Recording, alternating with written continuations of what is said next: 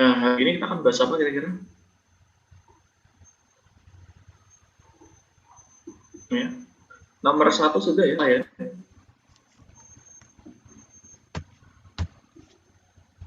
Untuk share screen terlihat di tangga Anda? Terlihat, Pak. Oke. Nomor 1, apakah ada yang perlu ditanyakan? Untuk nomor 1, ya. Nomor 1 ini kita menganalisisnya menggunakan apa? Mas Mbak, masih ingat? Kalau Anda menemukan dari, Anda akan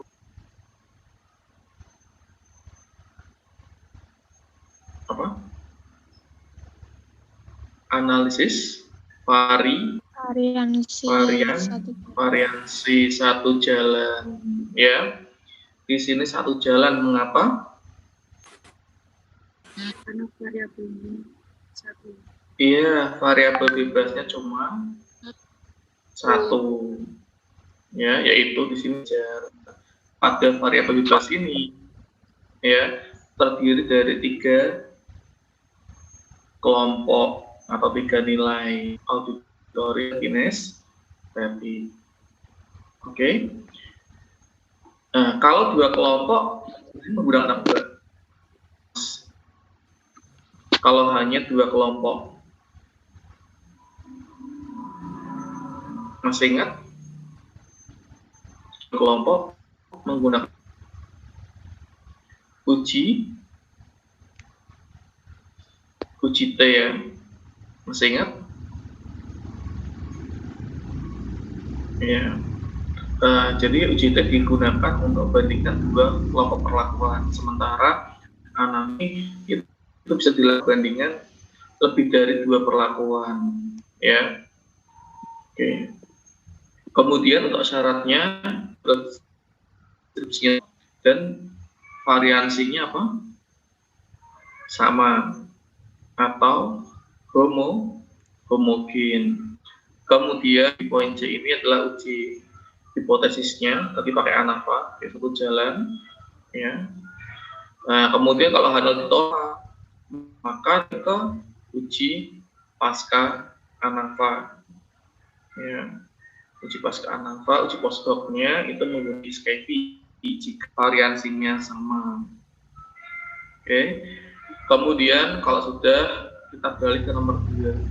Nah, desain kemarin analisis apa ini? Analisis variansi 2 jalan. Betul, ya, analisis variansi. Mengapa? Karena data yang dipenuhi, ya, betul, tugasnya ada 2, yaitu DL, bukan DL model tapi pembelajaran dan gaya belajar. iya, Pembelajaran betul. belajar. Nah, Anda harus bedakan, ya, mana yang nilainya. Ini variabel, Mas Mbak, ya. Ini adalah model pembelajaran, variabel pertama. Nah, ini sebagai variabel 2, yaitu belajar. Nah, variabel model pembelajaran itu memiliki 2 nilai. Ini DL dan STA. Sementara belajar itu memiliki 3 nilai, yaitu auditory, visual, dan kinestetik. Sampai sini dapat dipahami? Bisa, Pak. Dapat dipahami ini? Bisa, Pak. Bisa, ya. Oke, hati-hati, ya. Jadi DL itu bukan variabel, nilai dari variabel model pembelajaran. Begitu pula auditory, visual, kinestetik ini bukan variabel. Ini adalah dari gaya belajar. Oke? Ya. Hati-hati, ya, dalam menyebutkannya. Oke, terima kasih. Kita lanjutkan. Adapun syaratnya sama seperti alat jalan, yaitu distribusinya harus ya. Nah, ini kalau lengkap berapa kali, kalau praktisnya berapa kali, ya. Biasanya kalau dalam menyelesaikan soal semacam ini atau soal data bisa praktis saja cukup. Nah, ini dapat dilihat, ya, yaitu banyaknya nilai dari variabel bebasnya. Berarti di sini 2, di sini 3, ada 5 kali formalitas. Kemudian kalau uji homogenitas, kita lihat di bawahnya, ya, uji homogenitas ini ya. Nah, kita bisa lihat di sini ya, praktisnya hanya 2 kali. Berarti dilihat dari banyaknya variabel bebasnya. Jadi variabel bebasnya berapa? Yaitu apa? Model pembelajaran dan gaya belajar. Oke, itu 8 kali. Nah, di sini kita lihat ini gaya belajar, kemudian di bawahnya adalah model pembelajaran. Ya. Kalau up, maksudnya 7 kali ya, disertai dengan efek sederhananya di sini ya. Perbandingan antar selnya nanti. Oke, SPS juga menyertakan juga ini untuk antar sel sekalian. Ya, ini ada GB bintang MP ini menyertakan dia efek sederhana. Ini efek sederhana. Ini efek utamanya. Ya. Oke. Nah, selanjutnya, kalau sudah penuhi, maka kita bisa melakukan uji hipotesis. Di sini kita menggunakan ANOVA 2 jalan atau apa aja ya. Itu bahasa Inggrisnya. Kalau ANOVA bahasa Indonesianya ya. ANOVA itu analysis of variance ya. Two-way ANOVA biasanya. Kalau SPSS kita menggunakan apa ini? Fitur apa? Masih ingat?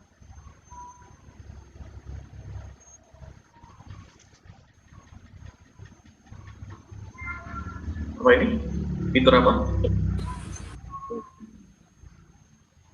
GLM. Ya, GLM itu adalah general linear model. Nah, nanti kita pilih ya unified. Ya, mengapa uni?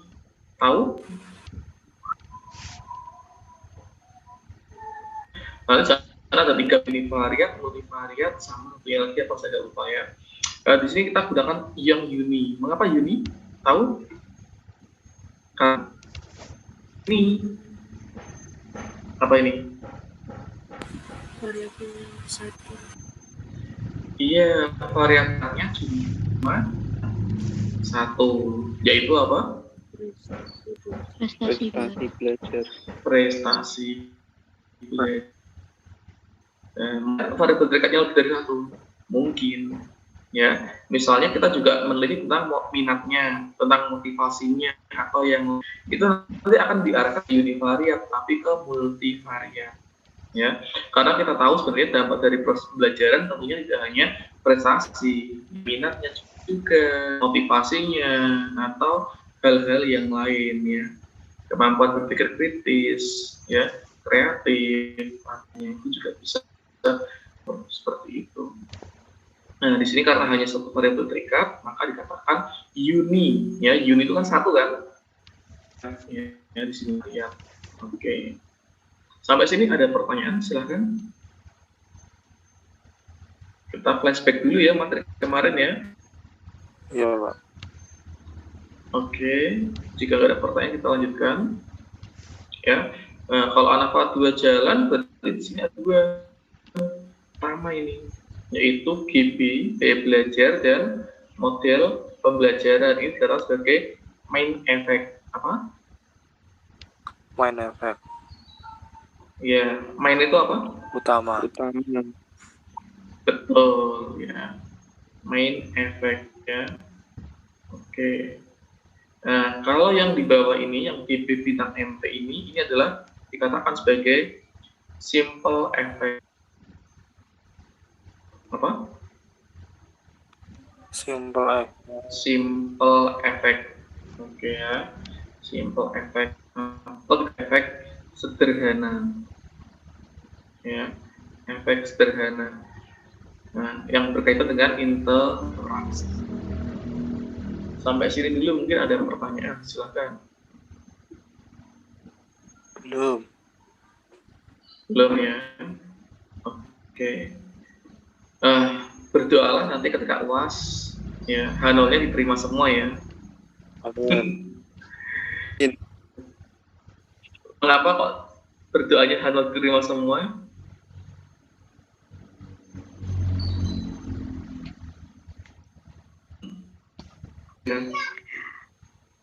Kok berharapnya H0 diterima semua? Agar tidak melakukan uji pasca anak. Betul sekali ya. Jadi harapannya itu Anda seperti itu ya. Lebih simpel, sederhana mengerjakannya daripada kalau seperti ini, efek utama kolom ditolak, efek utama baris ditolak, apalagi di sini ada interaksinya. Wah, ini jelimet ya. Ini berarti lengkap. Ya, lengkap. Makanya saya beri contoh itu adalah contoh yang lengkap, di mana efek utama kolom, efek utama baris, dan interaksinya itu ada semua. Dan ada mengerjakan, tetapi di sini ada yang diterima, ya maka tidak perlu dilanjutkan ke uji pasca ANAFA pada bagian itu. Ya, pada bagian yang lain perlu ditinjau lagi, ya perlu apa tidaknya. Maka di sini kita bisa lihat ya, GB gaya belajar di sini signifikansinya 0, berarti dari alfa, ya kan? Karena kurang dari alfa maka H0 ditolak, artinya terdapat perbedaan ya prestasi belajar pada ketiga tipe gaya belajar. Oke. Nah, kemudian yang MP di sini juga ditolak juga, maka terdapat perbedaan prestasi belajar pada ketiga jenis model pembelajaran BL dan ST ADI tadi ya.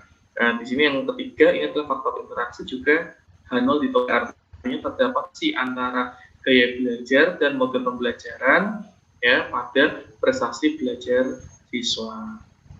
Ya. Nah, untuk main efek ini ya itu perlu dilihat juga ya, banyaknya kelompok berapa. Kalau banyaknya kelompok itu kira-kira perlu atau tidak dilakukan uji pasca ANAFA?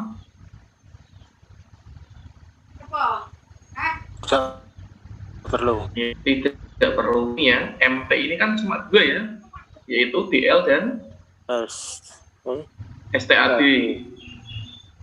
Ya kan? Nah, maka ini menggunakan uji pasca ANAFA. Mengapa? Kira-kira mengapa? Karena kurang dari Ini 3. ada 2 faktor.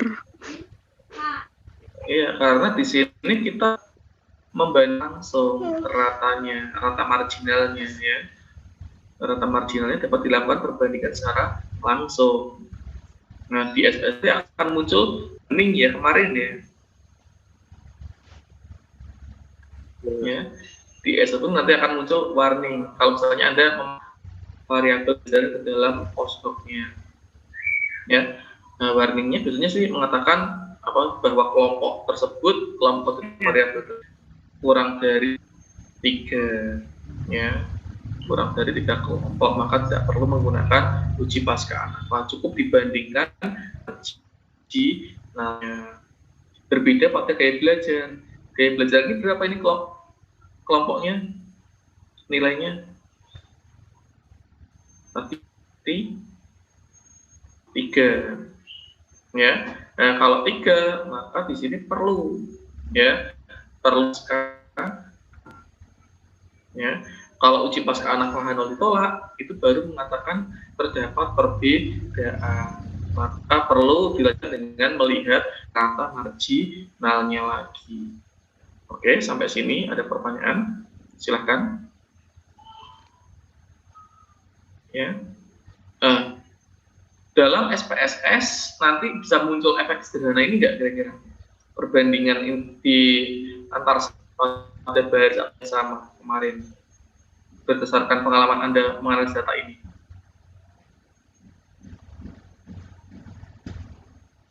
Ya. Di SPSS muncul nggak untuk uji pasca ANAFA pada interaksi? Ya, tidak ya, tidak muncul ya. Anda perlu apa? Batu loncatan, ya. Batu loncatan gimana? Nah, berarti kalau Anda punya adalah seperti ini, misalnya saya gambarkan, ya, ini adalah model pembelajaran apa? STAD, misalnya ya. Terbalik nanti ya, DL. Nah, di sini kita bisa Oke, ini gaya belajar. Ya. Oke, gaya belajar. Di sini ada A. Gini ya. Oke. Nah, maka untuk melakukan uji pasca ANAFA pada interaksi, kita harus apa, Mas? Masih ingat? Kita harus menganggap ini sebagai suatu perlakuan. Jadi ada berapa ini?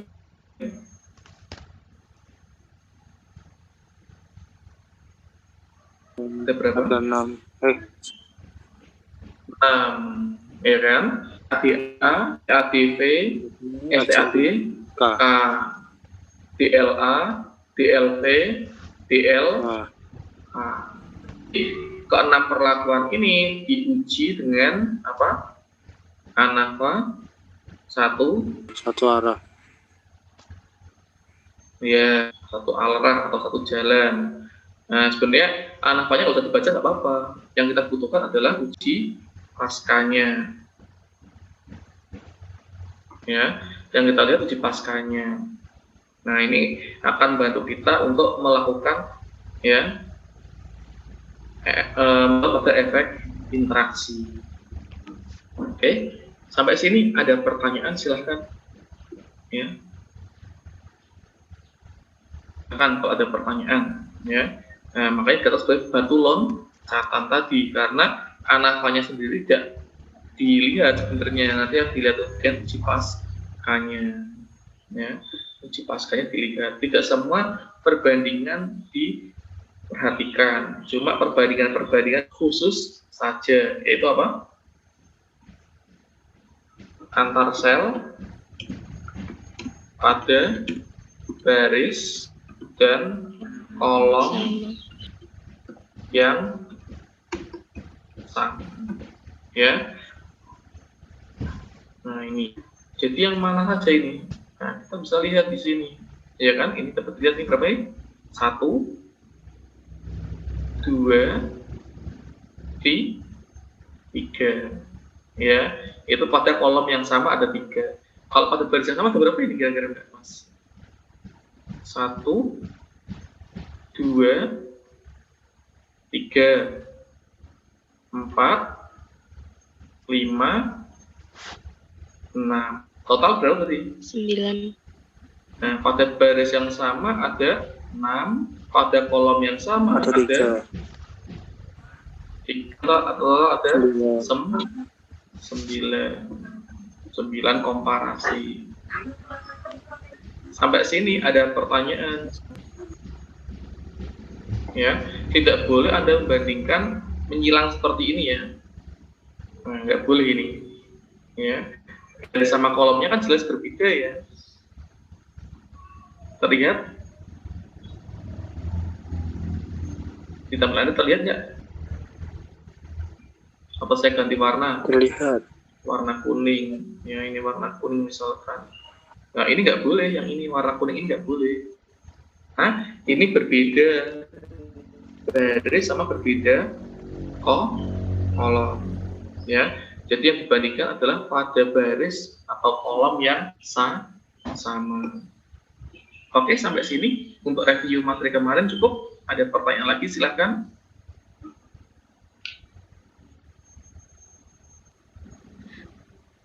Pak, izin bertanya.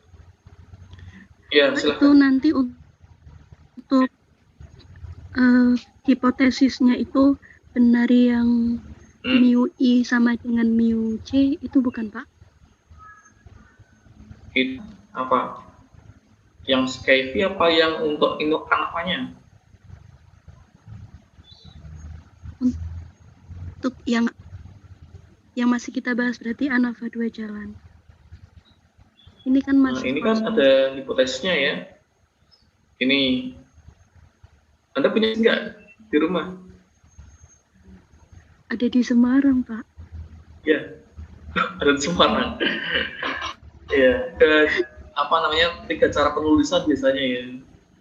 Ada yang menuliskan alfa I, ini beta J, ini alfa beta IJ, seperti itu. Ya, alfa itu efek sebenarnya ya. Nah, jadi ada yang menuliskan di sini itu adalah, saya ganti warna aja ya. Ada yang itu adalah alfa I. Ya, alfa itu adalah efek utama baris gitu ya. Alfa I sama dengan 0, berarti tidak ada efek gitu ya, atau tidak perbedaan. Berarti di sini adalah alfa I, ya, itu adalah menandakan baris ya. I-nya itu menandakan baris. Nah, ini berarti tidak sama 0. Nah, kalau tidak sama dengan 0 berarti ada efeknya, terdapat efek atau terdapat perbedaan seperti itu. Ya, nah, yang di sini bagaimana? Nah, kalau kolomnya beta, nah beta J, nah itu adalah 0, artinya efek utama kolomnya itu tidak ada. Nah ini berarti beta J apa? Tidak sama dengan 0, artinya terdapat efek kolom, ya, ada efeknya, maka tidak sama dengan 0 di sini ya. Kalau ini bagaimana? Ini adalah alfa beta, ya, karena interaksi alfa dan beta IJ, ya. Nah ini sama dengan 0, artinya tidak terdapat interaksi. Kalau yang bawahnya berarti kebalikannya ya, alfa beta apa maksudnya? IJ tidak sama dengan 0. Kalian pahami Mbak? Atau Mas? Yang lainnya juga? Bisa, Pak. Ya, oke. Ini penulisan. Penulisan yang lain bagaimana Pak? Nah, penulisan yang lain bisa juga, ya. H0-nya bisa dituliskan apa? Kira-kira? Mu I, ya, atau mu 1, ya, sama dengan apa? Mu 2, nah, sama dengan, dan seterusnya, I mu I, gitu ya. Nah, kalau H1-nya apa Mas Mbak? Kemarin di ANAFA itu minimal 1 tanda sama dengan apa? Tidak Berlaku. betul berlaku. Minimal 2 pasang rata tidak sama. Oke? Sampai sini dapat dipahami? Pak.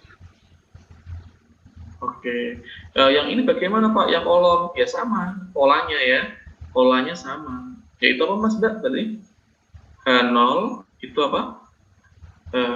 Mu 1 sama dengan mu 2, sama dengan, dan seterusnya, mu J, ya. Boleh juga Anda menggunakan istilah titik gitu ya. Nah, jadi misalnya Anda punya, misalnya ya, nah ini misalnya 1, 2 misalnya. Nah, 1 ini menandakan baris Mbak ya, atau Mas, ini menandakan apa? Baris. Yang belakang ini menandakan Kolom. betul, kolom. Nah, yang menuliskan lengkapnya ya, yaitu adalah, nah karena di sini adalah efek utama baris, maka apa? Yang tetap apa?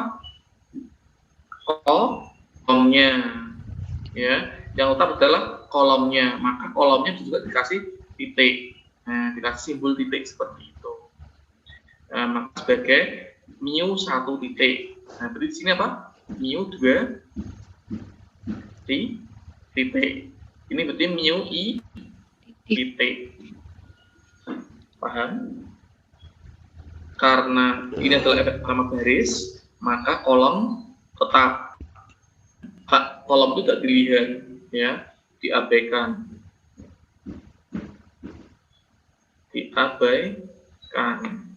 Maka yang ini baris kolom ya, baris kolom ini berarti yang jalan adalah barisnya saja, karena efek utama baris, maka yang jalan adalah barisnya 1, 2 dan seterusnya sampai I. Ingat ya, baris itu I. Kemudian yang belakangnya itu titik-titik ini, karena kolomnya diabaikan. Nah, begitu pula yang efek utama kolom. Nah, kalau kolom berarti gimana Mas Mbak? Berarti mu yang diabaikan apanya?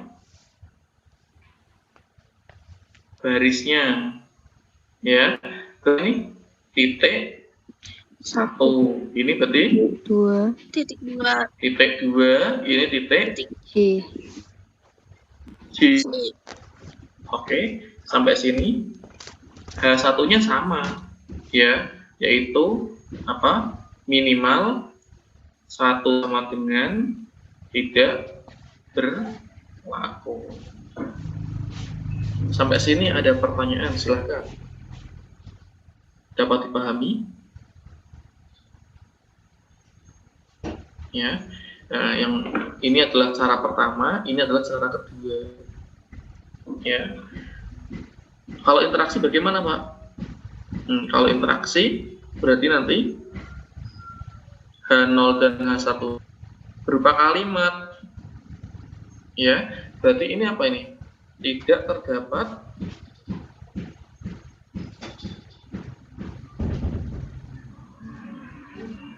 apa ini? Interaksi.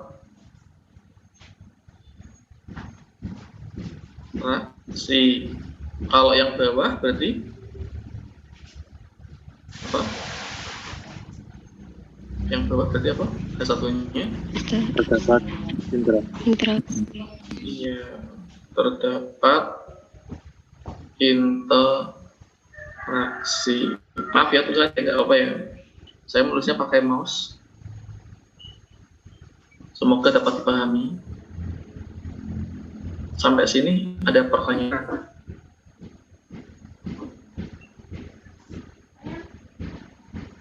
Silakan. Ya. Selain ini juga ada cara yang lain penulisannya ya. Menggunakan kalimat lengkap, kalimat-kalimat lengkap seperti itu, kalimat semua. Tapi yang sering digunakan itu juga ini, Mas Mbak. Ya. Yang sering digunakan tulisan hipotesis itu antara yang menggunakan alfa, beta, atau bisa menggunakan mu. Ya. Alfa, beta itu menyatakan efek. Ya, ini efek. Alfa itu adalah efek utama baris, beta itu adalah efek utama kolom.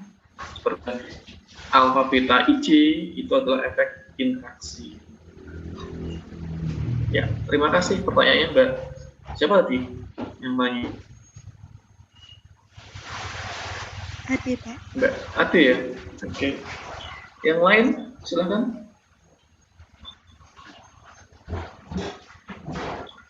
Mohon izin ya, saya akan mengangkat telepon dulu sebentar.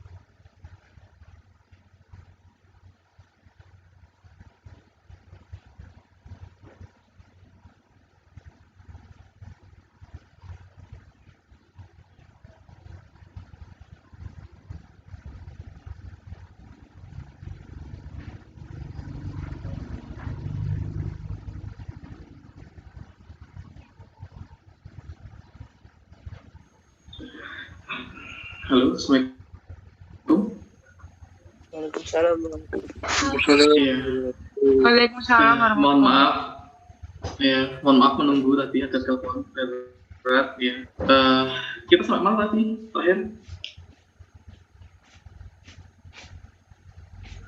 Masih pertanyaan Mbak Ade ya, tentang hipotesis ya.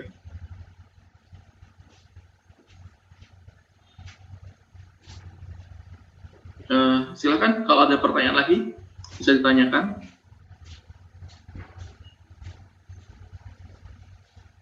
Cukup untuk yang flashback ini.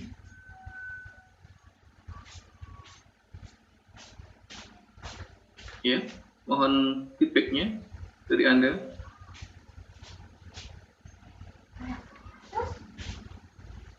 Halo?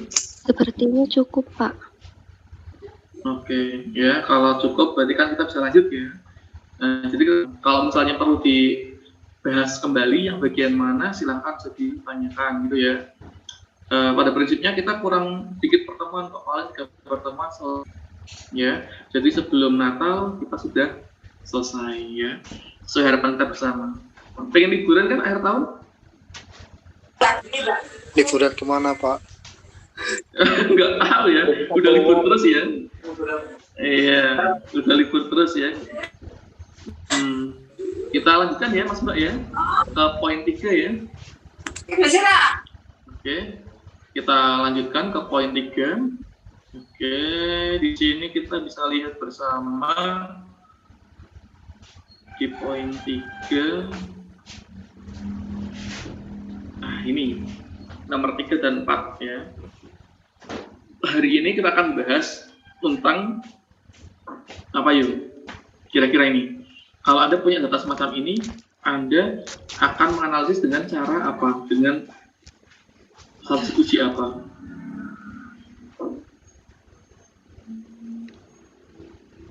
Ya, sudah pernah melihat data semacam ini, Mas Mbak?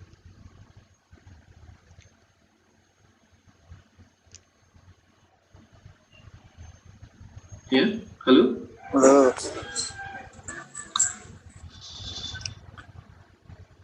Sudah ya?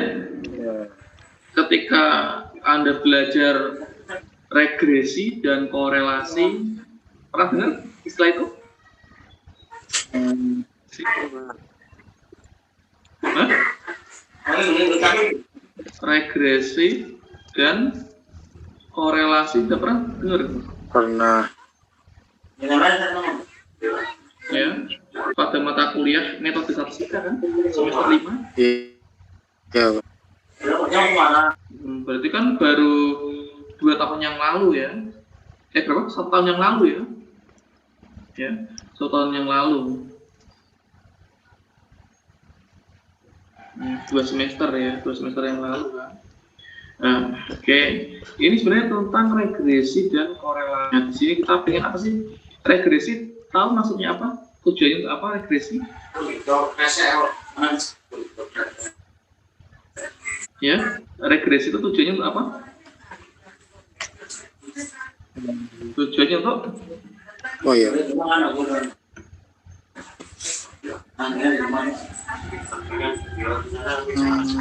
Apa ini? Ramal.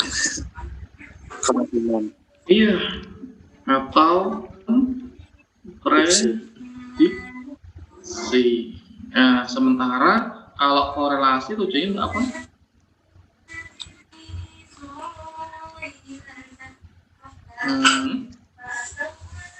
Kata relasi. Mengetahui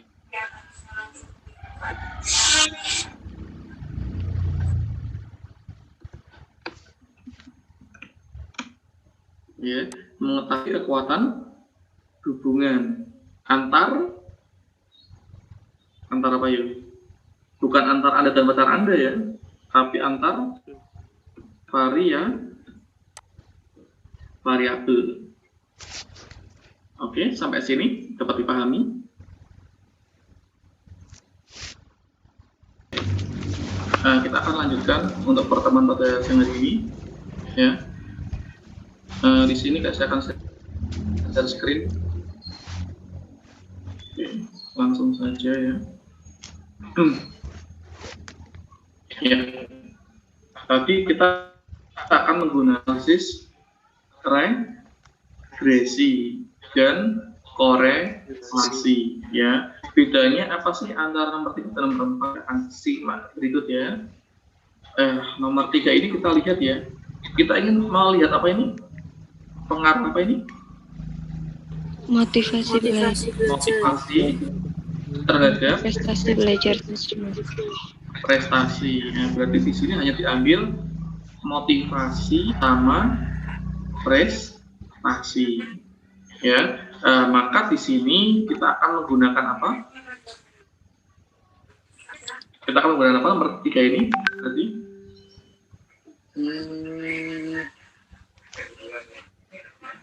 karena ada hanya satu variabel dan satu variabel terikat, maka di sini kita akan menggunakan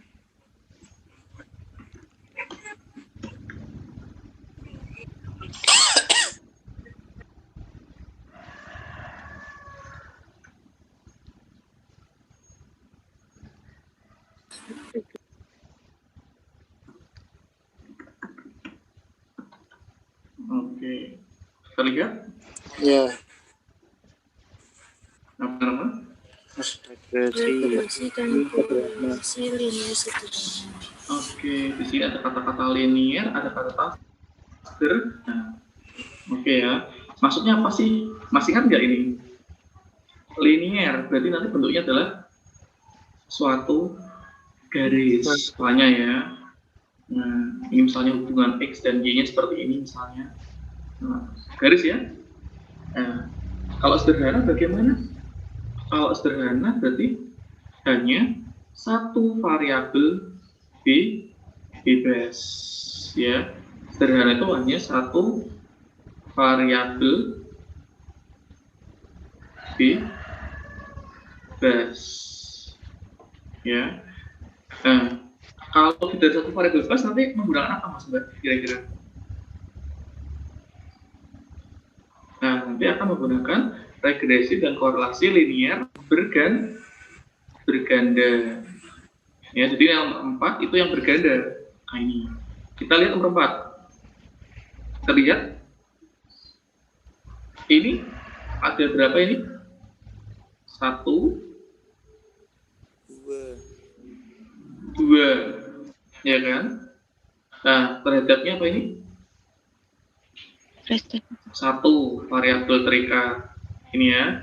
Nah, ini adalah variabel terhadap ini variabel terikatnya. Ya. Nah, berarti kalau seperti ini nomor 4 kita akan menggunakan apa? Dan korelasi. Korelasi linear berganda. Berganda. Tahu mengapa berganda?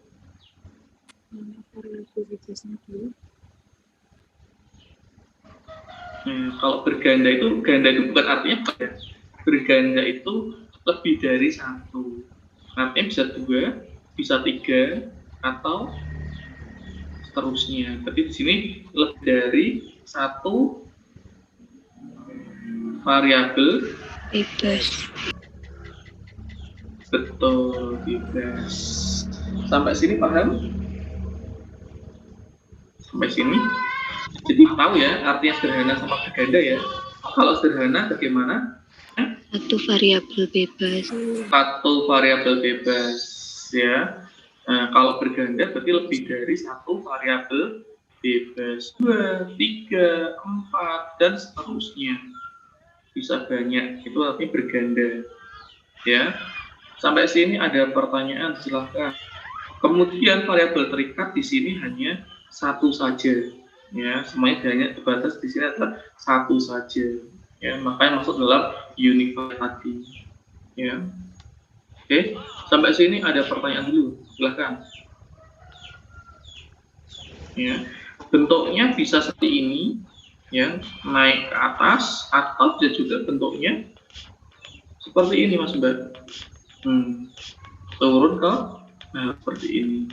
Nah, ini nanti terkait dengan korelasinya, ya. Kalau korelasi positif ini seperti ini, X-nya naik, Y-nya juga naik. Ini biru, maka biru ini korelasi positif. Ya masih ingat ya, RTG-nya ini adalah lebih dari 0. Kalau yang turun ke bawah ini, nah berarti RTG-nya apa ini? Kurang dari 0. Artinya semakin tinggi X malah semakin rendah. Kalau yang atas ini adalah korelasi positif. Semakin tinggi X juga diikuti semakin tinggi pula Y. Seperti itu. Sampai sini ada pertanyaan, silakan. Tolong buat kembali ya buku statistik tentang regresi dan korelasi. Ya, nanti mungkin saya kirimkan juga beberapa PDF tentang materi regresi dan korelasi sehingga Anda bisa ingat kembali. Ya. Ini mungkin ada pertanyaan, silahkan. Ya, kita akan bahas nomor 3 dulu ya. Kita akan bahas nomor 3 terlebih dahulu. Ya. Oke. Nah, dulu ingat ya, persamaan garis regresi rumusnya apa? Y topi sama dengan A plus B X. Masih ingat? Masih ingat? Ya. Tugas Anda adalah mencari nilai dan mencari nilai B. Begitu ya. Rumusnya ada di buku statistik lah ya. Saya kira Anda sudah tahu ya, bisa menghitungnya secara manual ya. Kemudian ujilah persyaratan analisis regresi. Nah, ini perlu Anda ketahui ya. Persyaratannya ini berbeda dengan persyaratan ANAFA ya. Persyaratan di sini berbeda dengan persyaratan ANAFA. Apa saja Mas Pak di sini terlihat? Uji normalitas residu, uji oke, dan uji oke. Paling tidak ya itu memuat 3 uji ini ya. Tetapi kalau datanya berbentuk time series atau deret waktu, misalnya apa? Penjualan dari hari ke hari, misalnya penjualan produk ya, dari bulan ke bulan, deret waktu semacam itu, atau rupiah seperti itu ya, maka ada uji persyaratan yang harus dipenuhi yang lainnya, yaitu adalah uji otokorelasi. Uji otokorelasi. Nah, namun di sini kita tidak bahas tentang data yang berbentuk time series ya, sehingga uji asumsinya itu hanya 3 ini saja. Uji normalitas residu, uji homoskedastisitas, dan uji linearitas. Oke, sampai sini ada pertanyaan dulu ya. Nah, di sini ada kata yang penting ya. Normalitasnya bukan normalitas biasa, tetapi normalitas Residu. residu. Masih ingat residu itu apa? Residu itu error atau sisa, di mana residu itu adalah Y min Y topi. Ya, Y min Y topi itu adalah residu atau sisa. Y itu apa? Nilai variabel terikat yang sesungguhnya. Nah, Y topi adalah nilai variabel terikat yang diprediksi. Nah, maka itu adalah error. Nah, kalau kita meramal ya pasti ya terkadang ya juga memuat error. Ya, kalau kita meramal ya kadang-kadang benar, kadang-kadang juga ada salahnya. Ya, kesalahan itu dikatakan sebagai error. Error itu dapat digambarkan dengan rumus ini adalah selisih antara Y min Y topi. Ya, kondisi yang sesungguhnya dikurangi dengan kondisi yang diprediksi. Ya, nilai diprediksi itu adalah error. Ya. Kemudian uji homoskedastisitas ingin melihat apakah sebaran residu-residu itu ya memiliki ragam yang sama, homo ya, atau berbeda ya, hetero lawannya ya. Lawannya homo adalah hetero ya. Homoskedastisitas ini juga terkait dengan residu juga ya. Nah, jadi untuk regresi itu nanti bukan data asli yang kita olah, menguji asumsi ini, tetapi adalah residu, ya, residu atau galat atau error. Kemudian poin C ini adalah uji keberhasilan regresi. Nah, biasanya ini menggunakan ANOVA di SPSS ya, tabel ANOVA ya, atau ANOVA. Kemudian ada lagi uji keberhasilan regresi. Di sini nanti kita akan uji pakai uji T biasanya. Ya, uji T. Kemudian di sini adalah uji koefisien korelasi. Nah, di sini ini menggunakan uji T juga untuk menguji ya. RX tadi akan diuji menggunakan uji T atau menggunakan R-tabel juga bisa. Ya, menggunakan R-tabel juga bisa. Ya. Kalau di buku statistik kadang-kadang menggunakan uji T. Kemudian yang nomor F ini, ya, kalau yang nomor E itu adalah mencari RxY, yang poin F itu adalah menguji tadi ya. Jadi ini kita bisa geser yang poin F ini, ya.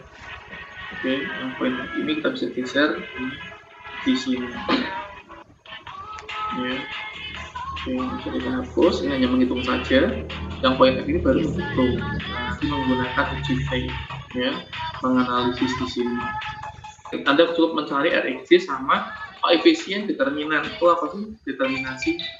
Nah, ini adalah sebenarnya R square. Ya, R square. Jadi koefisien korelasi di kuadrat kanan itu namanya adalah koefisien determinasi. R square. Nah, ini terkait apa? Ini terkait dengan kontribusi. Sumbangan. Ya.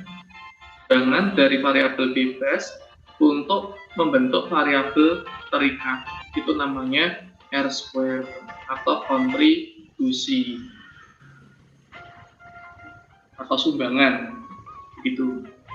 Oke, sampai sini dulu mungkin ada pertanyaan, silakan sebelum kita menganalisis lebih lanjut.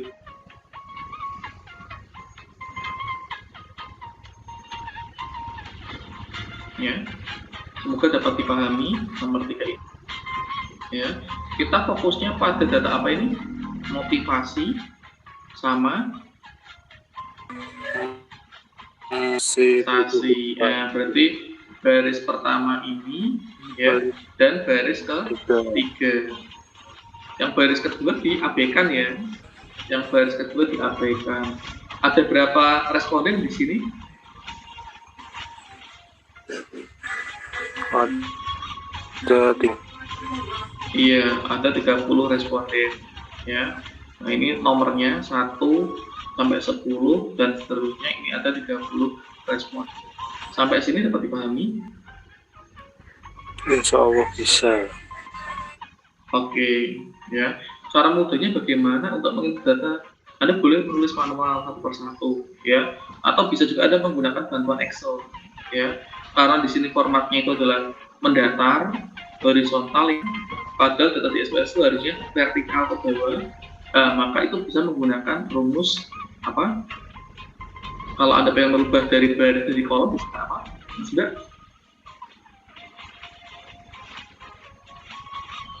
Ya. Ingat matriks, kalau Anda pengen merubah baris jadi kolom menggunakan Transpose. betul, transpose ya, transpose ya. Oke. Kita bisa menggunakan transpose pada Excel. Ya. Kita bisa merubah baris menjadi kolom.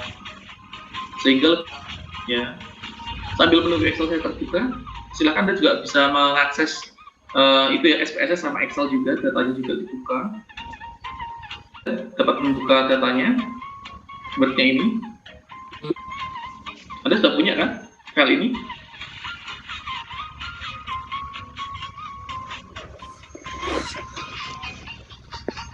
Iya. Nah, kalau sudah, ini Excel-nya sudah terbuka ya, terlihat di komputer Anda. Excel saya terbuka. Iya, Pak. Oke. Saya akan copy saja ini, saya copy, ya, saya paste, ya, saya paste biasa saja, boleh ya. Ini sebenarnya di sini ada fiturnya sebenarnya, Tapi saya paste dulu aja biasa ya. Oke ya. Oke. Nah, saya paste dulu aja biar terpindah di Excel seperti itu. Terlihat? Oke. Ya, ini juga sama. Ini saya copy juga. Saya pilih di Excel. Oke, biar apa namanya tidak ada garisnya, saya pastanya pasal ini aja. Ya, oke. Kemudian kita kenal wordnya, kita copy lagi. Di sini kita paste lagi. Ya. Oke, nah selanjutnya di sini kita bisa mentranspose ya, kita bisa merubah sih sebenarnya dari garis ini menjadi kolom. Nah caranya bagaimana? Nah caranya di sini, pastanya di sini ada paste pilihan ya ini ya, ada transpose di sini. Terlihat di tampilan Anda? Terlihat, Pak. Oke, di transpose seperti ini bisa dapat ikuti. Tinggal di copy gitu ya. Di sini kita klik kanan, pilih yang ini Mas Mbak, transpose. Nah, terlihat ini 1 sampai 10 sudah masuk sampai sini ya, 1 sampai 10. Kemudian ini data 11 sampai 20. Nah, kita pilih sekarang. Nah, kita paste lagi di sini. Nah, paste, ditranspose lagi ya. 576 ini apa sih? Nah, biar nggak lupa mungkin bisa juga insert judulnya ya. Nah, ini adalah nomor responden ya. Oke. Yang ini apa? 57 ini apa?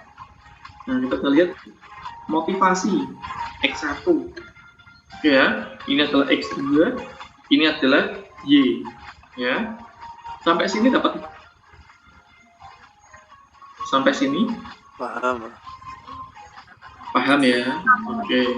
Kalau sudah, kita copy-nya jangan semuanya, kita isinya saja yang kita copy, ya. Nomor tidak usah, judul tidak usah, ya. Kita copy ini saja, sudah. Nah, kemudian kita buka SPSS. Ya, kita buka SPSS.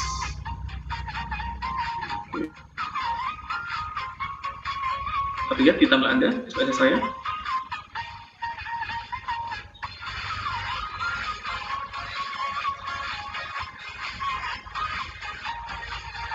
Ya, terlihat SPSS-nya? Lihat, Pak. Oke, tinggal klik kanan apa? Master. Nah, otomatis datanya masuk semua ke dalam SPSS sampai data ke 30. Ya, ingat tadi nomor sama judul, kolom tidak perlu ya. Yang dimasukkan ke SPSS cuma nilainya saja. Nah, kalau sudah tinggal kita apa Mas Mbak biasanya? Kita apakan biasanya setelah di sini? Analyze. Variabel view-nya dulu, Pak. Variabel. Ini adalah X1, ini adalah X, ini adalah Y. Oke. X1 itu apa? Nah, kita bisa lihat di sini. Apa ini? Motivasi. Oke. Nah, kita paste di sini. Ya. Kemudian yang apa ini? Kita bisa lihat di soalnya. Minat ya, kita pastekan di sini ya, yang prestasi ya. Kita pastekan lagi di bawah ini. Oke, sampai sini dapat dipahami? Sampai sini Bisa, Pak. Decimal place-nya kalau kita cek datanya nggak ada desimal, mau aja nggak masalah ya. Kalau misalnya diabaikan pun nggak masalah, sebenarnya mau dibuat dua pun nggak masalah ya. Dan yang membedakan antara ANAVA dan regresi itu adalah pada measure-nya, pengukurannya ya. Pastikan kalau Anda menganalisis regresi dan korelasi, semua skala pengukuran scale semua ya. Jangan sampai ada nominal atau ordinal Nah, tapi kalau yang kemarin ANAFA, ya kelompok yang itu kan memiliki skala nominal atau ordinal seperti itu, ya. Jadi di sini minat, motivasi, dan prestasi itu semuanya berskala semua atau interval dan rasio. Sampai sini dapat dipahami? Coba. Sampai sini. Nah, kalau kemarin saat ANAFA itu kan di sini kita isikan value-nya, 1 itu apa, 2 apa gitu ya Mas Mbak ya. Nah, tetapi di sini formatnya adalah scale, ya. Skala pengukuran adalah scale atau interval atau rasio, ya. Nah, kita simpan dulu ini, kita beri nama, ya, regresi dan korelasi itu aja ya. Regresi dan korelasi. Oke, selesai. Ya, sudah tersimpan. Ada pemberitahuan di sini, saya simpan di lokasi ini. Kalau sudah kembali di sini, ya, langkah selanjutnya apa? Kita akan melakukan ini ya, ya. Ada 6 tugas yang harus saya kerjakan hari ini. Ya, minggu depan dikumpulkan ini nomor 3. Perhatikan dengan baik makanya. Caranya bagaimana? Nah, caranya adalah kita klik dulu analyze, diperhatikan ya. Analyze sudah. Ya. Kemudian kita pilih apa? Regression. Setelah regression kita pilih apa? Apa ini? Linear. Ya, linear. Oke. Masukkan variabel trik. Variabel trik kan cuma 1, yaitu Y. Nah, ini masukkan saja di sini. Variabel bebasnya, karena di sini kita ingin mengerjakan hanya nomor 3 itu apa di sini? X1. Ya, motivasi ya. Maka di sini yang kita masukkan hanya X1 saja. X2-nya kita abaikan. Nanti X1 dan X2 akan kita analisis menggunakan padat nomor. Ya. Ini kita fokus pada X1 saja, motivasi. Sampai sini dapat pahami? Bisa, Pak. Sampai sini. Dependent itu terikat, independent itu artinya bebas. Paham ya? Paham, Pak. Di bagian statistik di sini kita klik biasanya adalah di deskriptifnya. Di bagian deskriptif. Oke. Nah, kemudian kita klik continue. Klik apa? Continue. Kemudian di plot ini. Nah, ini untuk menguji homoskedastisitas. Nah, jadi di sini digunakan untuk menguji apa? Homoskedastisitas. Oke. Nah, di sini juga ada fitur sebenarnya untuk uji apa ini? Ya, di sini uji apa ini? Normalitas residu. Jadi di fitur plot ini ya, ini digunakan untuk menguji ini homoskedastisitas sama tas residu. Ya, itu untuk uji asumsinya kan. Sehingga tapi ya ada 3 uji asumsi: homoskedastisitas, normalitas, sampai adalah uji linearitas. Nanti uji linearitas nanti ya. Kita bahas ini dulu aja. Oke, sampai sini dapat dipahami. Nah, cara masukkannya gimana Pak? Nah, ini kita masukkan Z-pred, masukkan yang X, S-resid kita masukkan yang Y. Nah, dapat diikuti. Ya. Z-pred itu adalah Z prediksi, masukkan yang X, S. Nah, ini adalah yang Y. Resid itu residu. Ya, sisa. Di sini perhatikan namanya mirip-mirip ya. Ada Z-pred, ada resid, ada D-resid, ada AZ-pred. AZ itu adalah penyesuaian. Ya. Seperti S-resid, SD-resid. Ya, namanya mirip-mirip ini. Hati-hati dalam masukannya. Ini adalah S-presid, ini adalah Z-pred. Ini Z-pred yang di sini masukkan, kemudian S-presid ini masukkan di. Dapat diikuti? Kemudian checklist pada normality plot probability plot ini. Ya. Ini untuk menguji normalitas residu. Selain itu juga pada histogram. Histogram juga bisa. Nanti juga lihat histogramnya seperti apa. Ya. Oke. Udah, kita ngapain? Klik continue. Klik continue. Sekarang kita beralih bagian save. Oke, sudah selesai. Kita beralih ke bagian save. Nah, ini save ini kita pengen ngapain sih? Ya. Nah, di bagian ini kita pengen lihat ini, Mas Mbak. Ya. Nah, ini. Kita pengen lihat ini. Kita juga pengen lihat ini. Ya. Sebenarnya cukup, yang unstandardized ini cukup sebenarnya.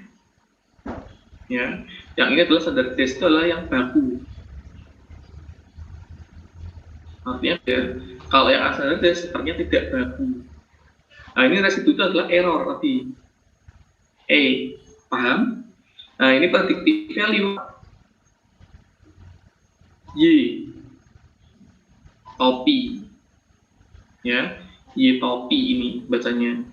Ya, lebihnya Y topi, predictive value, Y yang diprediksi, yang di sini adalah residunya tadi. Ya. Pakai Y topi, pakai Y, ya Y-nya mana? Y-nya tadi di sini. Anda kan punya X1, X2 sama Y. Nah, itu sebenarnya manual juga sebenarnya ya. Nilai-nilai ini. Oke, sampai sini. Nah, kita bisa klik ya. Kita boleh pilih saja standardis saja apa. Tidak harus sampai standardis ini ya. Kalau pengen dilihat standardis pun bisa sebenarnya. Ya, tapi kita cukup menggunakan ini saja yang awal, unstandardized. Ya. Kita pengen melihat apa sih residu sama prediksinya. Ini tujuannya untuk apa? Ya, tujuannya adalah kita dapat melakukan uji ini normas residu. Nah, jadi yang Anda klik tadi di bagian plot ini tuh secara visual. Visual itu apa? Gambar, nanti hasilnya gambar ya, dan gambar itu nanti setiap orang itu dapat menginterpretasikan dalam hal yang berbeda, mengatakan normal, yang satu bisa mengatakan tidak normal, karena visual itu sangat subjektif ya, sangat subjektif. Nah, maka untuk mengurangi subjektivitas kita bisa mencari nilai residunya, kemudian menguji apa kemarin uji normalitas itu, masih ingat uji apa kemarin? Apa ya? Uji apa ya? Apa ini? Force. Ya, jangan sampai lupa ya. Dari data E itu nanti kita bisa menguji menggunakan uji Force, menggunakan statistik atau menggunakan uji Shapiro-Wilk juga bisa. Ya. Nah, jadi kuncinya adalah kita bisa mencari E dulu. Setelah kita ketemu E, kita akan menguji normalitas residu dengan uji Lilliefors. Berarti menggunakan apa ini? Kemarin menu apa? Descriptive.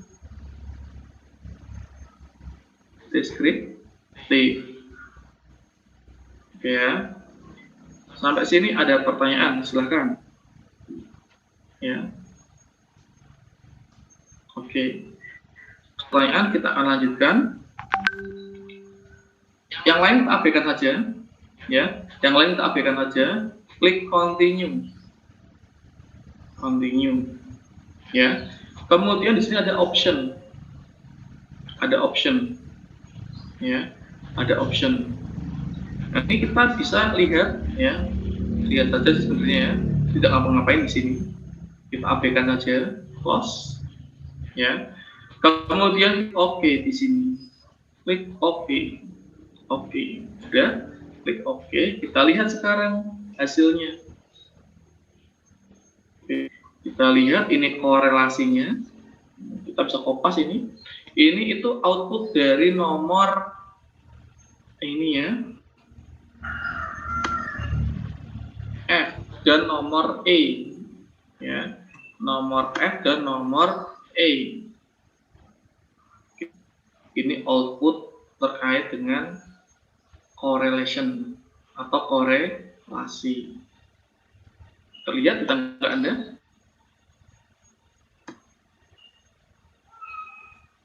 Halo? Terlihat, Pak. Oke. Ini untuk menjawab nomor E dan F ketemu. Korelasinya berapa sih? Antara X1 dan Y. Terlihat situ? Berapa nilainya? Ini. Ya. Nilainya sama kan? Motivasi dan prestasi, ini motivasi. Nah, ini adalah koefisien korelasi R X Y-nya. Ini 0,737. Sampai sini ada pertanyaan, silakan. Oke. Berarti kita sudah ini ya. Koefisien korelasi ini ya adalah berapa? 0,737 ya.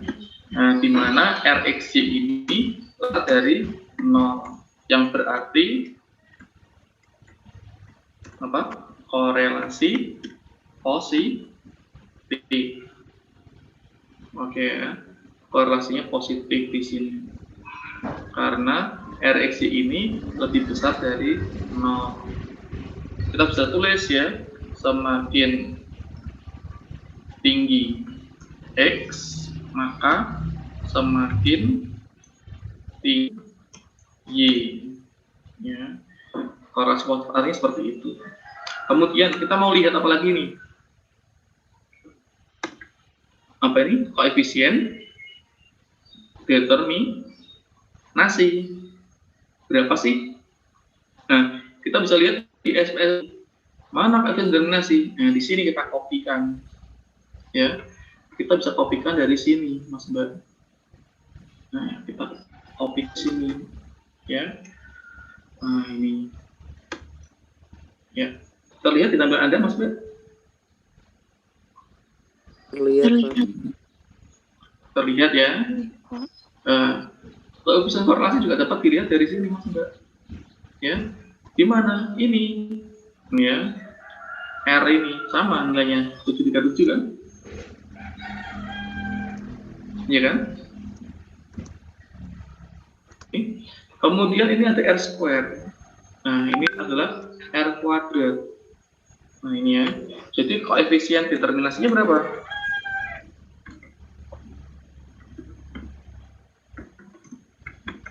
Berapa itu?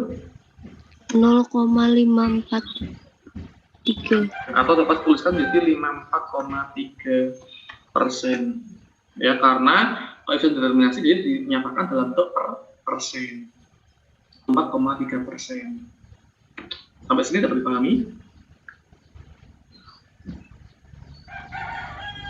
Sampai sini dapat dipahami.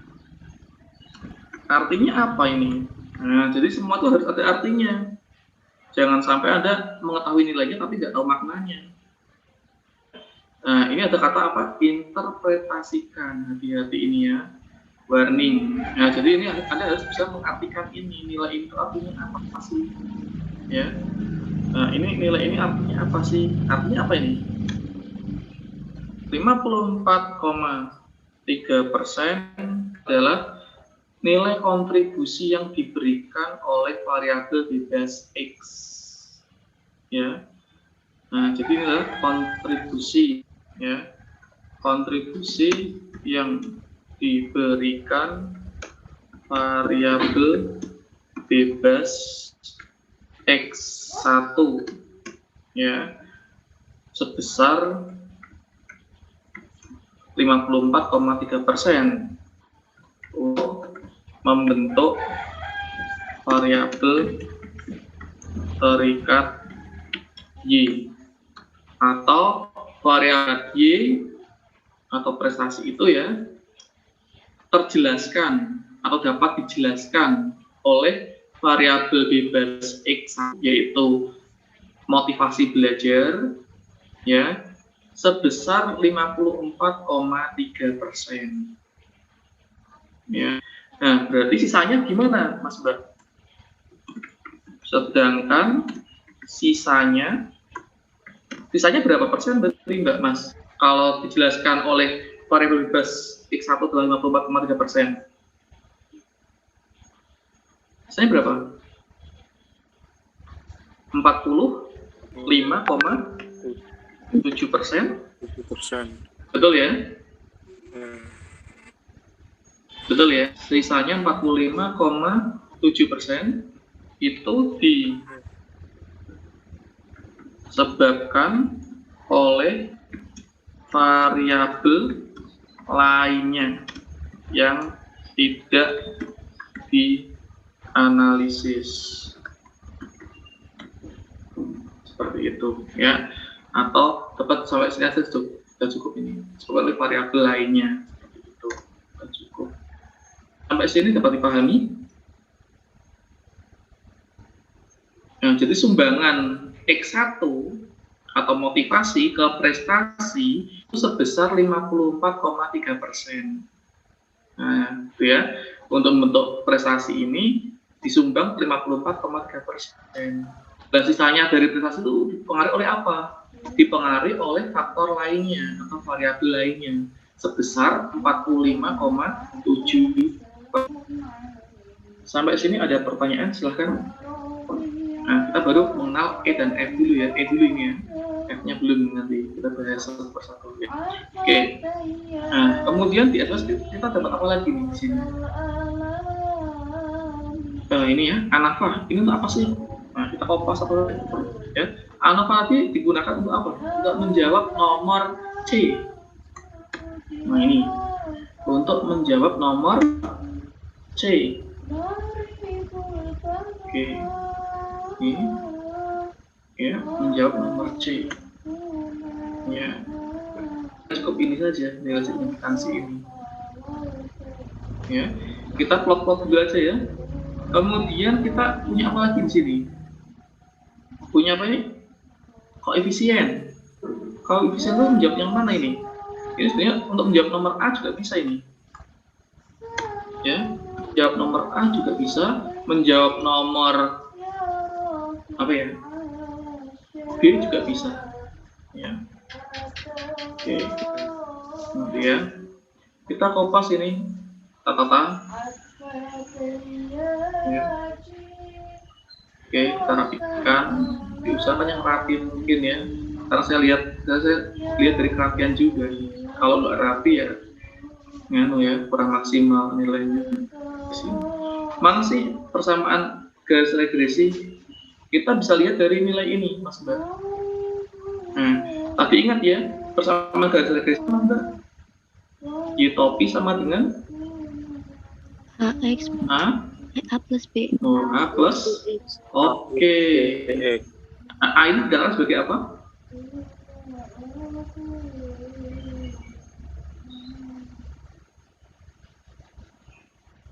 Koefisien konstan. Konstanta, ya. Sekarang tidak Sudah, Pak. Oke, kita lanjutkan kembali. Tadi sampai mana? Kita tahu bahwa persamaan garis regresi itu persamaannya apa? Y topi sama dengan A plus BX, ya. Di mana A ini apa tadi? Konstanta. Betul, konstanta. Ya, karena tidak memiliki variabel. Kemudian yang B ini apa? Koefisien. Betul, koefisien ya. X ini adalah variabel bebas, ya. Sementara Y topi ini adalah Y prediksinya, ya, variabel terikatnya. Oke, Nah, kalau kita lihat di sini, nah ini konstan ya ini ya. Konstan itu apa ini? Nilai ini berarti apa? Tetap. A. Iya kan? Yang ini apa? Ini adalah variabel. Ini X berarti ya. Berarti ini apa?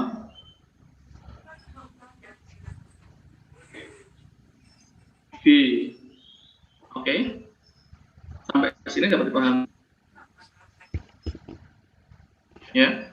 Nah, jadi sini diperoleh apa nih?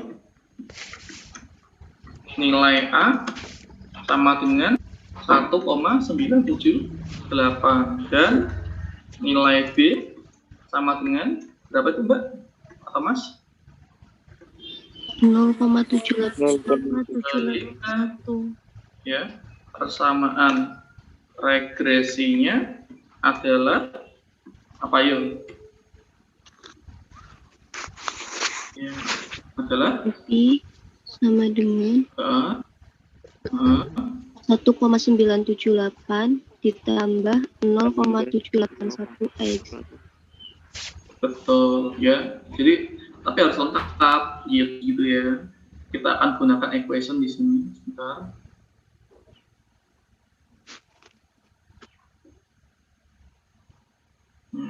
Kalau mau ini sebentar. Oke. Akan insert equation itu ya. Nah, di sini kita akan masukkan ya topi biasanya di sini topi. Saya kecil dulu. Nah, kita lihat topi ya. Mana topinya belum muncul? Nah, ini sudah mulai proses. Ini topi ya. Kita lihat di tampil Anda. Get ya, Pak. tulisannya get gitu ya. HAT. Itu. Oke, kita tulis topi itu sama dengan apa? Nah, kita tuliskan 1,978 ditambah dengan 0,781 X. Oke, selesai. Nah, jadi yang A sudah clear. Ya, yang A sudah selesai. Nah, lalu yang ini, file ini juga akan digunakan untuk menguji ini poin D. Kita paste lagi di sini. Nah, jadi satu tabel itu dapat digunakan untuk menguji beberapa hal di sini ya. Di sini untuk menghitung persamaannya dulu. Kemudian yang untuk menguji keberhasilan koefisien regresi. Ya. Uji keberhasilan koefisien regresi. Nah, kita bisa lihat di sini ya. Oke. Nah, di sini kita lihat yang mana? Lihatnya ini Mas Mbak, nilai ini. Ya, nilai ini. Oke. Ya. Kita akan bahas satu persatu nanti untuk ujinya. Sementara kita deskriptifkan dulu aja. Ya, kita membahas tentang deskriptifnya dulu. Ya. Oke. Ya, sampai sini dulu mungkin ada pertanyaan, silakan. Ya. Nanti kita bahas satu persatu. Ya. Selanjutnya untuk ini juga sama, kita nanti akan lihat dari signifikansinya ini. Ya. Sama nilainya ya. Oke. Ya, kita lihat sekarang. Oke. Nah, di sini saya akan lihat dari SPS output-nya. Lagi di sini. Kita bisa lihat diagram-diagramnya. Nah, ini ya terlihat ya. Histogramnya ada ini juga ya. Kita copy ini. Ya, kita copy ini. Ya, kita copy ini. Ya. Kemudian kita ngapain? Nah, kita paste di uji normalitas karena grafik tadi itu sebenarnya untuk uji normalitas. Nah, di sini kita harus bahas satu persatu, yaitu uji normalitas residu dulu.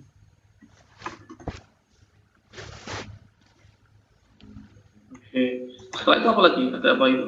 Uji homoskedastisitas. Ada ada uji linearitas. Ya. Nah, jadi ada 3 ini. Ada uji normalitas residu, uji homoskedastas, dan ada uji linearitas. Disimpan dulu ya. Siapa tahu tiba-tiba lampunya mati. Kan iman-iman ya. Di sini untuk uji normalitas residu bagaimana? Nah, kita pasta gambar tadi. Nah, gambar ini sketcher ya, atau diagram plotnya ini. Nah, ini ya, plotnya ini adalah untuk uji normalitas secara visual. Nah, ini ya. Kalau mau di crop tidak boleh, kalau terlalu besar yang bagian atas ini dipepetkan gitu ya. Ini juga sama. Terlalu untuk sisi kiri dan sisi kanannya itu bisa dirapatkan ya biar rapi. Oke. Ini secara visual. Oke, uji homoskedastas yang mana nih? Nah, kita lihat sekarang yang bawahnya ada, nah ini loh, yang muncul, ya, yang ada gambarkan tadi, Z-thread sama S-thread tadi ya. Kita copy, pindahkan di uji homoskedastisitas. Ini pun sama, ini masih dengan cara visual. Ya ingat ya, visual itu punya kelemahan. Satu orang dengan orang lain itu memiliki interpretasi yang berbeda-beda. Ya, kita bisa lihat di sini.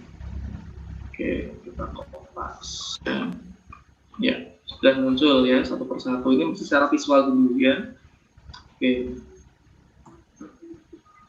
Ya. Selanjutnya kita akan lanjutkan ya. Nah, lalu bagaimana untuk uji yang lainnya? Ya, uji normalitasnya bagaimana? Ya, tenang.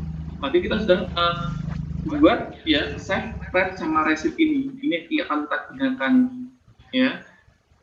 Nah, ini akan kita gunakan ini, ya. Ini akan muncul di mana? Pak, di sini kok nggak muncul? Nah, tenang, ya. Kita akan muncul di sini. Nah, hasilnya akan muncul di sini. Kita lihat di tampilan. Terlihat muncul apa yang baru? P1 Muncul? Iya. Iya, betul ini. Ya kan? Kita ada klik tadi. Ya. Nah, ini adalah Y. Nah, pre ini apa? Prediksi. Berarti ini adalah Y topi. Ini res 1 itu adalah E. Oke. Nah, tadi Anda punya rumus apa? Masih ingat ini rumusnya?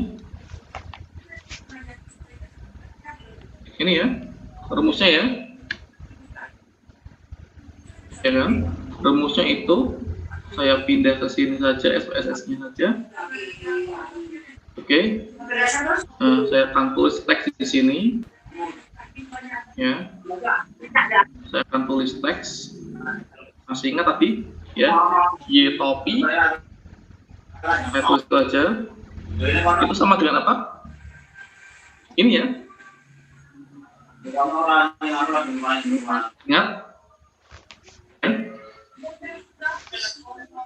Ingat ya? Oke. Nah, berarti kita bisa lihat satu persatu. Misalnya subjek yang pertama. Yang pertama itu Y topinya berapa ini? 5,8820. Itu sebenarnya diperoleh dari mana sih? Diperoleh dari ini. Lalu Pak, X-nya mana ini? Ya, X-nya mana ini? Ada yang tahu X-nya mana? Nah, ini adalah X1. X1-nya berapa? 5. Nah, jadi ini adalah X, paham? Ini adalah tadi apa? A. Ini adalah tadi apa? B. Nah, ini X-nya. Nah, ini adalah Y topi. Coba dihitung, bisa nggak menghitung ini? 0,1 kali 5 ditambah 1,978. Apakah sama dengan ini?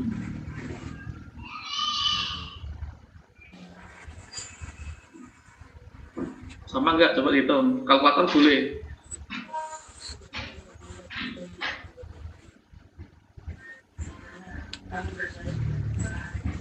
Sama, Pak.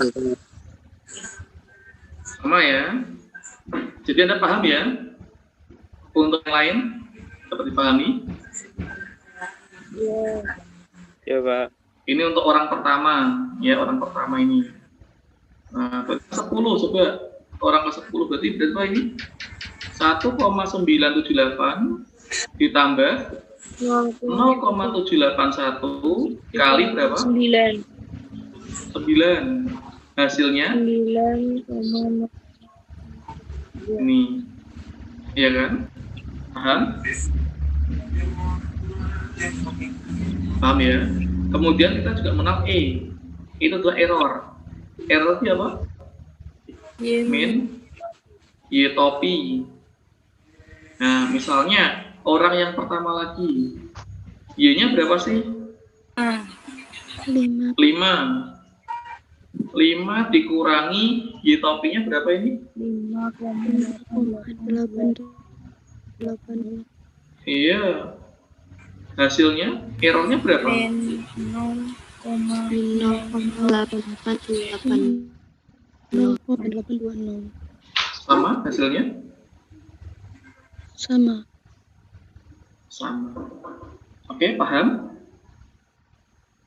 Sini? Paham, Pak? Paham, Pak.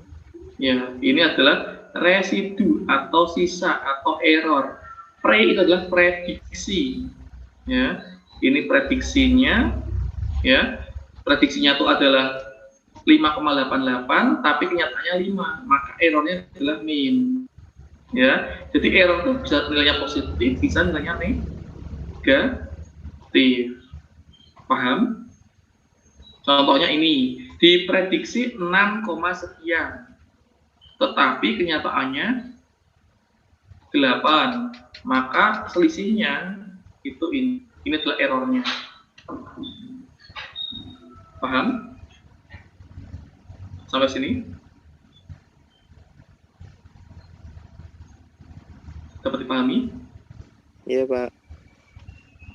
Oke. Saya hapus ya.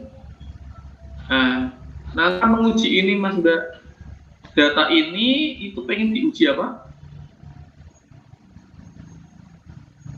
Normalitas. Betul, normalitas.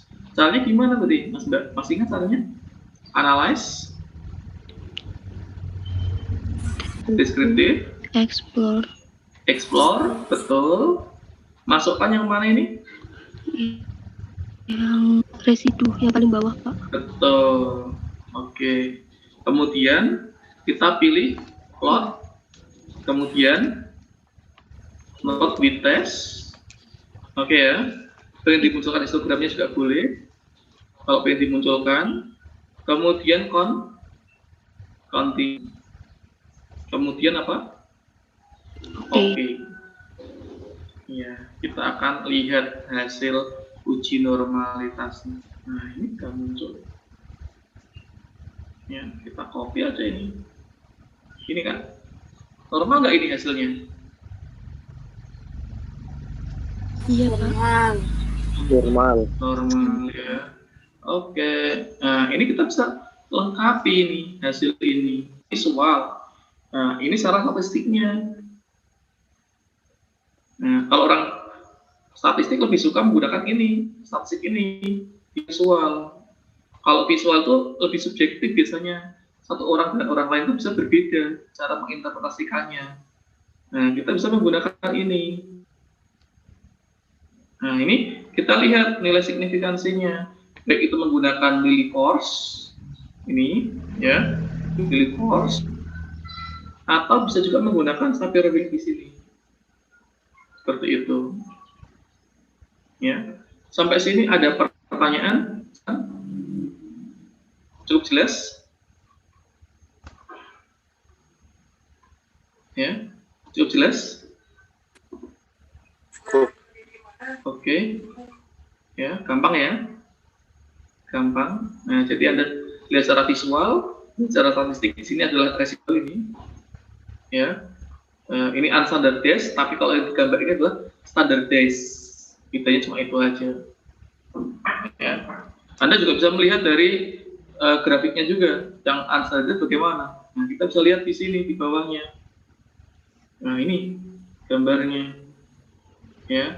Makanya di awal saya katakan ya, Anda bisa menggunakan unstandardized atau bisa menggunakan standardized. Hampir mirip hasilnya. Ya. Nah, ini kita bisa lihat bersama ini.